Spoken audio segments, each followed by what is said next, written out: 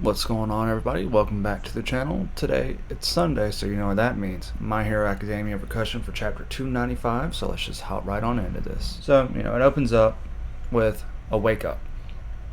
Deku literally wakes up, so I'm guessing that it's one of the past one for all users.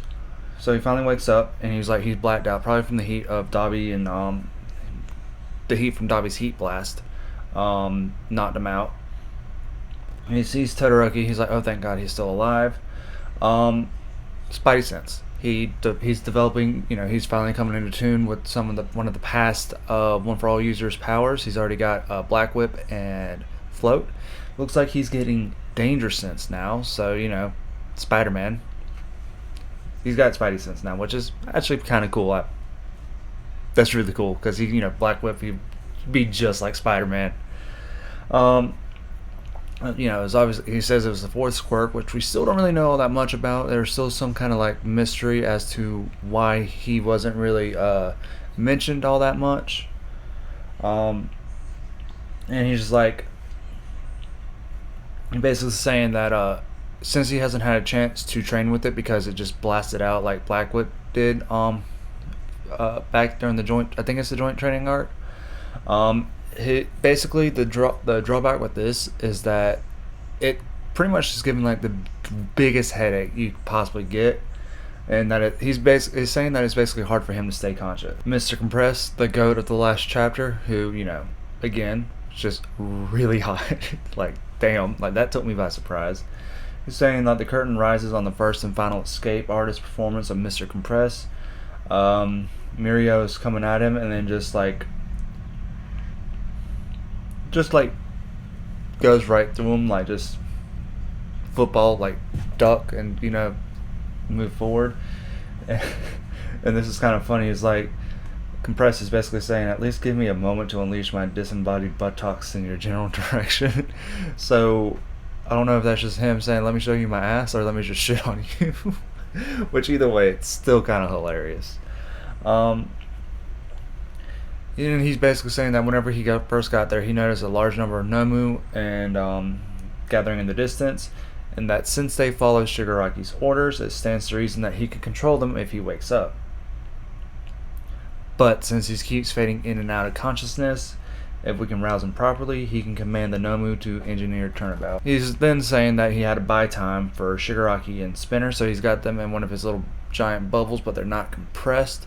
He also hid Dabi and Spinner's scarf. He just realized that because of what's going on, he can only provide a distraction. And he's basically saying, Spinner, you're Shigaraki's most devoted follower. I need you to survive and help him. He basically says he's merely the assistant, while those two are the main act, which, that's true. Spinner is the most devoted person in the League of Villains. Obviously more so than obviously Dabi, and I'd say even more so than what's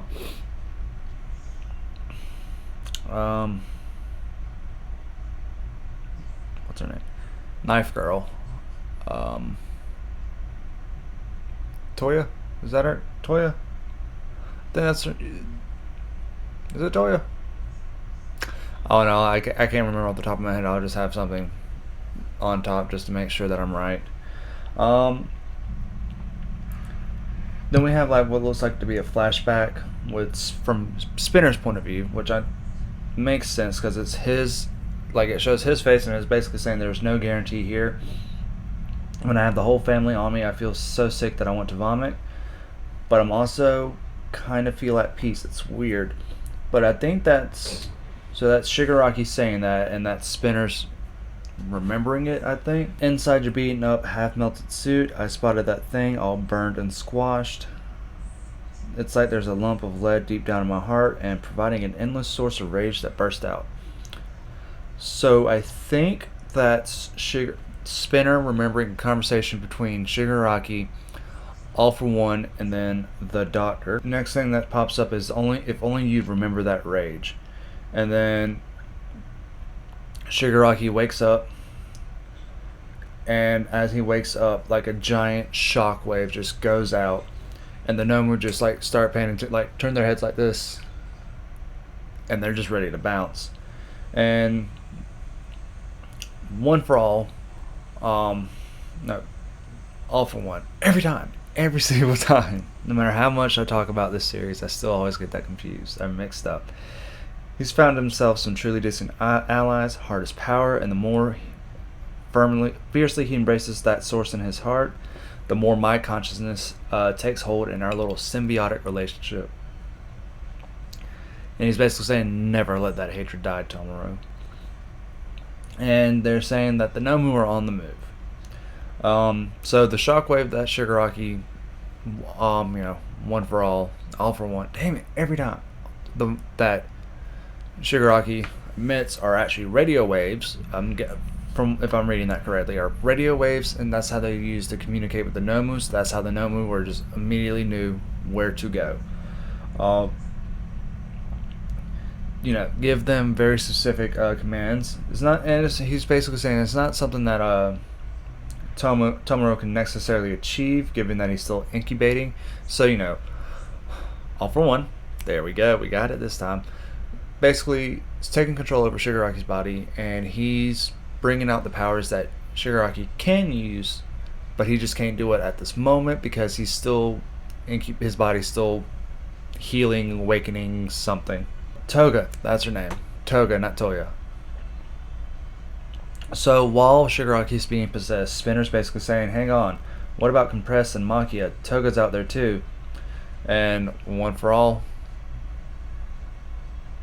for one. Every fucking time. All for one. Basically saying, enough.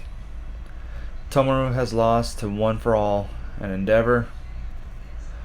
It's only right that he pays for that loss, all for my sake. And something that's really interesting is that whenever All for One takes over Shigaraki's body, as his face becomes All for One's, and it's just like that blob skin, like no nose, no eyes, no nothing. Hado, Genist, and Ida are all going after them now after Hado yells out that Dabi's with them too, and don't let them get, and Mirio's like, don't let them get away. And Bakugo's passed out. Todoroki's screaming. Endeavor's just like, the way how I'm interpreting it is he's just it's not even like necessarily a scream of like rage. It's just like he's broken, so he's just like screaming, letting it out. And then Deku appears out of nowhere, and the way how it's drawn is, I'm a little confused. I can't tell if that's Deku using a black whip trying to attack Shigaraki, or if that's Shigaraki using like one of those power tendril things, to attack Deku. From what it looks like, Deku's basically like just doing this number right here, and it's like it's coming out of his arm or something, like out of his body or something, so he can just try to get closer. But All for One's basically saying, oh, worthless Mizuku Midoriya, when this body is perfected, we shall meet again. Deku's basically telling him to shut up, and they're like, yes, we shall meet again. And Deku just yells out Shigaraki, saying, you killed so many of us and hurt countless others. That is unforgivable. It's unforgivable. And yet, back there when you got swallowed up by All for One, at that moment, the look on your face, and it's just like all the surviving pro heroes and everything are running towards everybody. You look like you needed saving. And that's the end of the chapter. Next chapter hits January 3rd, but we're going to hop right on into my thoughts of this chapter. So, with chapter 295, the war arc has ended. Started talking about this series at chapter 280. 15 chapters ago. Wow, time flies. But so whenever I started talking about this, we were pretty much deep into the war arc. So we were kind of just in the midst of the beginning of the war arc, because it started on 270. So we were 10 chapters in. Lots of ups, and several downs. There are times like the last few chapters I definitely get where some of the I don't want to say haters of My Hero, because yes, there are some people who just genuinely do not like My Hero, and that's perfectly fine. But there are some people who definitely say that My Hero Academia, the war arc, definitely has dragged on a bit. In which the last few chapters, I agree. I definitely think that there's some things that just that could have just gone away. Which I have mentioned. I can't remember off the top of my head exactly what I have said, but I think I mentioned them in the previous video. So go and check that out. But I'm not going. Again, I said this in last week's chapter, I believe. I am not going to be happy with this arc until I get that confirmed death, injured, or whatever. Because if that's the case, then this was just, in all honesty, it was just like, for me, it would be a giant waste. Like, how are you going to have a war arc with no major deaths, excuse me? Something that, like, say what you want about, like, for instance, I'm just bringing this up, the pain arc from Naruto. The only two deaths that I know of for a fact that were majorly impactful, majorly, was Jiraiya and Kakashi. Jiraiya's death, that fucking sucked. And Kakashi got revived at the end of the arc, which that's a whole nother can of worms I'll get into possibly, maybe later, don't know yet. Like I was saying, for this war arc to have been a successful arc for me, or at least for me personally, is I need something like Jiraiya's death to have happened. I need a pro hero. I needed to have a character die in this arc for it to be, for me, for a successful war arc, because it's a war. Like, and I'm not talking about the villains. The villains, had a big death, possibly two deaths in the League of Villains. You had, twice, and possibly Compress, because he ripped out half of his body for that to happen. So for the League side, yeah, they had some big deaths, and so that's going to be a great motivator, But for the hero side, like, Hawks is, Genus is still alive. Hawks is possibly still alive because, Tokiyami was taking care of Hawks because he went and found him. Honestly, it's like I said,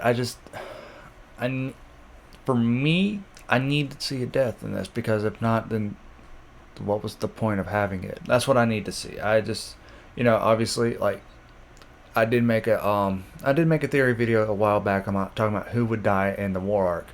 Now, it didn't have to be any of my choices for me to be happy. I don't want anybody to try to think that, because some people, my theory's wrong, I'm upset. I'm not. For me, the choices that I picked made sense to me. You had Aizawa, you had Todoroki, you had Bakugo, and then you had Gran Torino, I believe, were like my main choices. Oh, and Endeavor.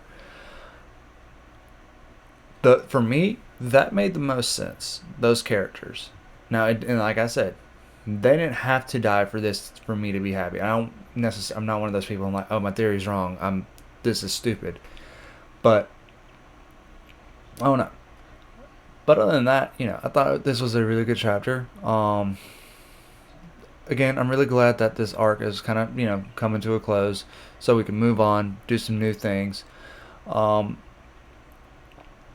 Definitely would like things to just kind of like small change of pace.